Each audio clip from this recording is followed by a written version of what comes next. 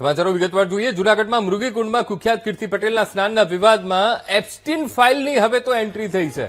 ઇન્દ્ર ભારતીના આશ્રમમાં એપ્સ્ટીન ફાઇલને પણ શરમાવે તેવી કામગીરીનો અમરગીરીનો આરોપ. જૂનાગઢના ભવનાથ ગાદીના દાવેદાર મનાતા અમરગીરીના આરોપોથી ખળભળાટ મચી ગયો છે. આશ્રમમાં દીકરીઓને લાવી ઇન્દ્ર ભારતી ન કરવાના કામો કરતા હોવાનો દાવો કરવામાં આવી રહ્યો છે. ઇન્દ્ર ભારતી ચરસ ગાંજો ફૂંકીને આશ્રમમાં 2 નંબરના ધંધા કરતા હોવાનો પણ આક્ષેપ અમરગીરીએ કર્યો છે. અમરગીરીએ ઇન્દ્ર ભારતીની તુલના લુખ્ખા તત્વો સાથે કરી અને ગંભીર આરોપો લગાવ્યા છે.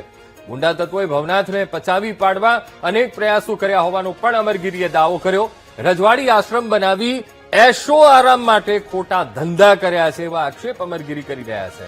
તો ગુરુ રમેશગીરીને હત્યામાં પણ ઇન્દ્ર ભારતીનો હાથ છે તેવો પણ ગંભીર આક્ષેપ લગાવ્યો અને સાથે પણ કહ્યું આવા ઢોંગીના સાધુ વેશ ઉતારી જેલમાં નાખી દેવા જોઈએ. તો ખૂબ ગંભીર આક્ષેપો અમરગીરીએ કર્યા છે કે જેઓ ભવનાથ ગાદીના દાવેદાર છે. વાત રહી ઇન્દ્ર ભારતી બાપુ, હું તો ચોખ્ખી વાત કરું છું ને. હું ક્યાં ડરું છું ઇન્દ્ર ભારતી બાપુથી? હું તો કોઈથી ડરતો નથી. જેવી રીતે બજરંગદાસ બાપુ ડરતા નથી એવી રીતે હું પણ કોઈથી ડરતો નથી. અને હું તો એક સાધુ છું, સંન્યાસી છું, નાગા સંન્યાસી છું, અને ડરવાની તો વાત જ નહીં રહી. જ્યારે આ ઇન્દ્ર ભારતી બાપુ અહીંયા આજે 2 આશ્રમ છે ભારતી બાપુના, વિશ્વમર ભારતી બાપુ અને આ રુદ્રેશ્વર જાગીર. રુદ્રેશ્વર જાગીરમાં જે સંચાલન છે એ એસ્ટીનની જે ફાઇલ ખુલી એના કરતાં પણ વધારે શોભાયમાન નથી. દીકરીઓ જોડે આવું વર્તન થતું હોય અને ગેટ બંધ રાખતા હોય, વીઆઈપીના આવડ જવડ થતી હોય, છોકરીઓ લાવતા હોય અને ચરસ ગાંજો અફેણ હેરોઈન કોકીન આ તમામ ધંધા આ મહાત્માઓ કરતા હોય છે. એમનું આશ્રમ તો તમે જુઓ, કરોડો રૂપિયાનો આશ્રમ છે અને એને રાજા ના રહેતા હોય તો રજવાડી ઠાઠ ભોગવે છે, કારણ કે 2 નંબરનો ધંધો કરે છે, છોકરીઓનો ધંધો કરે છે. અને ભવનાથ માટે તો એને ખૂબ ખોટું કર્યું છે. ભવનાથને પચાવી પાડવા માટે અનેક પ્રયત્ન એના કર્યા. અમારા ગુરુભાઈ રમેશગીરી બાપુ હતા, એમનું પણ મર્ડર કરવામાં એમનો હાથ છે. તો આ તો બધું ડેન્જર માણસો છે, ગુંડા તત્વો છે અને એમને સરકારશ્રીને વિનંતી કરું એમની સામે તમે કાયદેસરની કાર્યવાહી કરો અને જેલ ભેગા કરો અને સાધુમાંથી કપડાં ઉતારી નાખો. તો ફરી એકવાર તમને જણાવી દઉં, તમે જેને સાંભળ્યા એ જૂનાગઢના ભવનાથ ગાદીના દાવેદાર મનાતા અમરગીરી છે અને અમરગીરીએ ખૂબ ગંભીર પ્રકારના આરોપો ઇન્દ્ર ભારતી બાપુ ઉપર લગાવ્યા છે. આશ્રમમાં દીકરીઓને લાવી ઇન્દ્ર ભારતી ન કરવાના કામો કરતા હોવાના પણ તેમણે ખૂબ ગંભીર આક્ષેપો લગાવ્યા. તમે હમણાં જ સાંભળ્યું કે ખૂબ ડેન્જર છે, આ પ્રકારના શબ્દોનો પ્રયોગ કર્યો છે. ખૂબ આક્ષેપો લગાવ્યા છે અને ખૂબ જ ગંભીર પ્રકારના છે.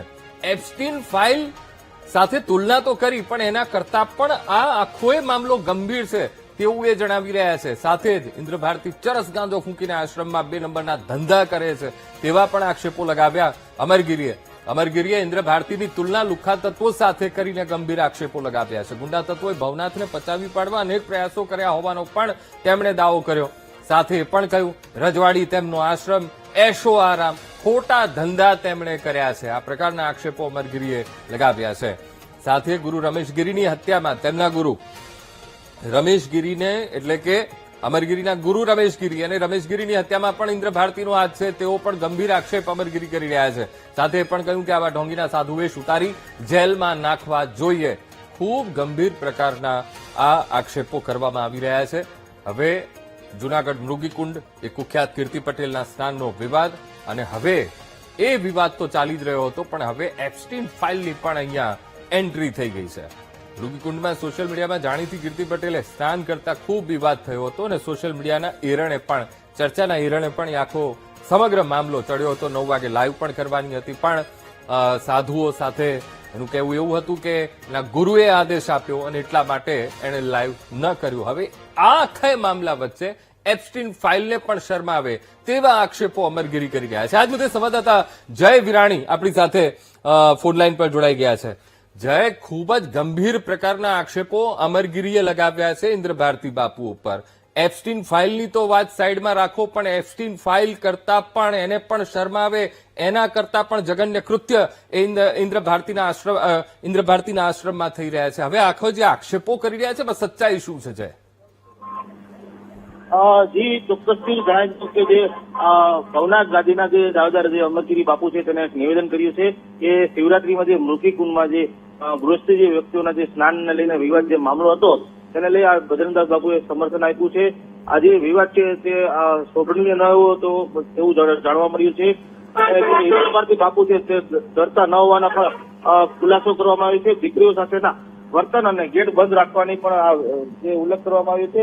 હાલ તો આ જે મામલે છે તે ચર્ચાનો વિષય બન્યો છે. જી બિલકુલ જય, સમગ્ર માહિતી સાથે જોડાવા બદલ આપનો આભાર. ગંભીર પ્રકારના આક્ષેપો જૂનાગઢના ભવનાથ ગાદીના દાવેદાર મનાતા એ અમરગીરી બાપુએ લગાવ્યા છે ઇન્દ્ર ભારતી બાપુ ઉપર. આશ્રમમાં દીકરીઓને લાવી ઇન્દ્ર ભારતી ન કરવાના કામો કરે છે, ચરસ ગાંજો ફૂંકે છે, આશ્રમમાં 2 નંબરના ધંધાઓ થાય છે. આ પ્રકારના ગંભીર પ્રકારના આક્ષેપો અમરગીરીએ લગાવ્યા છે. સાથે પણ કહ્યું કે ઇન્દ્ર ભારતીની તુલના ગુંડા તત્વો સાથે, અસામાજિક તત્વો સાથે કરી છે. ગુંડા તત્વોએ ભવનાથને પચાવી પાડવા અનેક પ્રયાસો કર્યા છે. રજવાડી આશ્રમ બનાવ્યો છે, એશો આરામ તેઓ કરી રહ્યા છે અને ખોટા ધંધા પણ આશ્રમમાં ચાલી રહ્યા છે. તેવા પણ ગંભીર આક્ષેપો લગાવ્યા છે. હવે આ જે આખો વિવાદ છે ત્યારે સવાલો પણ ઘણા બધા થાય છે કે હકીકત શું છે. જૂનાગઢમાં મૃગી કુંડમાં કુખ્યાત કીર્તિ પટેલના સ્નાનના વિવાદ બાદ હવે આ એપ્સ્ટીન ફાઇલ જેવી જે એન્ટ્રી થઈ ગઈ છે. એપ્સ્ટીન ફાઇલને પણ શરમાવે તેવી કામગીરીનો અમરગીરીએ આક્ષેપ લગાવ્યો છે.